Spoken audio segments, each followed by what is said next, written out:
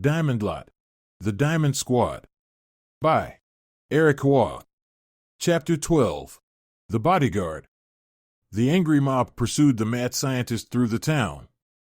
He tried to elude them by turning into an alley but was unfortunately met with a dead end. With the masses approaching close, he began to do a weird bird call out of desperation. The crowd was confused as nothing happened, but they continued walking towards the scientist, who scrambled to pull a concoction out of his hair. Jumping between the scientist and the angry mob appeared a young squire with a peppy smile. She greeted the crowd with the biggest smile, but the mad scientist was put off by her tardiness. The squire named Rianna apologized, and Alex decided to forgive her if she took care of the angry mob that was pursuing him. She happily accepted. After their conversation, Alex threw a vial onto the ground, causing a smokescreen to surround him. The crowd waited for the smoke to dissipate, but when it cleared, the mad scientist had vanished. The mob tried to spread out and continue their search, but standing in their way was the lone squire with a big smile on her face. Bella, Chelsea, and Lilu were following the trail of the mob with decent speed, while Nathan was lagging behind. They kept on going, hoping Nathan would eventually catch up, but as they turned the corner into the alley, they came to a halt. They could see the large mob with their backs turned, angry at someone in the distance. Both Chelsea and Bella were worried about the mad scientist until they saw some of the angry people getting knocked into the air. Chelsea was surprised, because she didn't think the mad scientist was capable of defending himself. However, there were clearly too many rioters for a single person to fight through, so they had to act fast. Staring at Lilu, Chelsea tried to encourage the little dragon to unleash her very first fire breath. She took in a deep breath and attempted to unleash a stream of flame from her mouth. Unfortunately, nothing but a couple of smoke puffs came out. The little dragon felt like a failure, but Chelsea embraced her in her arms and comforted her, while they tried to figure another plan. Turning the corner was Nathan, who was trying to catch his breath and desperately needed food. When Bella saw the little warrior, she grabbed him by the arm immediately. Nathan was now in panic, wondering why Bella was about to pick him up. She explained that together with Chelsea, they were going to give him a little boost and throw him over the mob. Nathan was against the idea, and Chelsea was a bit skeptical as well. However, since Chelsea didn't have a better plan, she went along with Bella's plan. They both grabbed Nathan and then flung him over the crowd. The mob continued to charge at Rianna using groups of 2 or 3, but every time they would be defeated. They couldn't risk sending a larger group, as they could have taken each other out. But their current tactics weren't working, as Rianna continued to throw them aside, doing all this with a smile on her face. However, over time, the crowd could see that Rianna was beginning to sweat and that she would eventually tire out. They continued to press the attack until they heard some random yelling from a boy being thrown over their heads.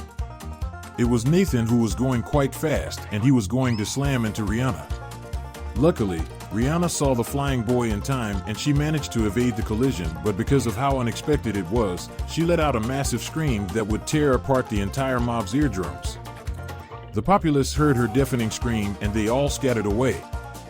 The only ones who stuck around were Bella, Chelsea, Lilu, and Nathan, who was lying on the ground near Rianna after being thrown. Looking at her big smile, it was hard to believe this girl took on the whole mob by herself. However, the scream they heard definitely came from her. When Rianna saw the 3 strangers with their dragon, she asked them defensively if they were looking for the mad scientist. Bella told Rianna that they were friends of his and that they met at Alno's tavern. Chelsea could tell Bella was lying, and there was no way they would fool the squire, but Rianna happily took Bella's word. Bella and Chelsea looked at each other with shock. Did the squire really believe that they were friends with the mad scientist? As they were baffled, Rianna grabbed Nathan by the arm and was ready to pull him along. As the cheerful squire led the way while dragging Nathan, Bella and Chelsea grew curious about her reasons for being in the area. Bella noticed the emblem on Rianna's armor belonged to 5th Guard, and the squire revealed that she was originally from 5th Guard but had been assigned to the town of Anjin to protect Alex, the mad scientist. Chelsea was pretty familiar with most of the customs at 5th Guard. It was extremely rare for a soldier to be sent outside their domain. There was only one possible reason Chelsea could think of, and so she decided to ask the question. Rianna began to share her story about how she wanted to pursue her dream to become a royal guard. Bella and Chelsea could see from her physical display earlier that strength was not a concern. However, most of the council members objected to continuing the examination of her being a royal guard. A majority of the council members were opposed to her voice being so loud. They said that it would give away the element of surprise in crucial missions, and therefore she was not allowed to continue. Her hopes would have ended there, but one person stood up for Rianna: Admiral Samantha. Both Chelsea and Bella looked at each other thinking if Rianna was talking about the same Samantha who was now the warden. Though the members were quite adamant with their decision, the Admiral brought up the fact that there was a mad scientist who they needed to transport safely to Fifth Guard. She suggested that Rianna would be sent as his bodyguard, and if she succeeds she would be accepted as a royal guard. But still, the council members refused, and Admiral Sam did something no one expected. She said she would be willing to put her rank of Admiral on the line for Rianna to partake in the mission. Because of the Admiral's decision, she got demoted to being warden. Now Rianna had to make sure to protect the mad scientist at all costs so she could help Warden Samantha regain her rightful title. The two girls admired the Squire's strength and determination. It was at this time that Bella decided she had to be more honest with Rianna. Bella told Rianna that they weren't friends with the mad scientist, but they meant him no harm. Rianna laughed as she knew that all along. However, Rianna was also a good judge of character, and she knew Bella, Chelsea, and Nathan were very different from the mob she encountered. Rianna also mentioned that the mad scientist could use some real friends.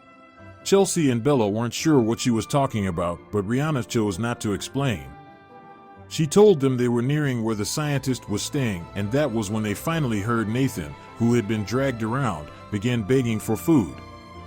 Bella told him just to hold on a bit longer, and shortly after, they came to a home that was isolated from the central part of the town. Rianna let them know they had arrived.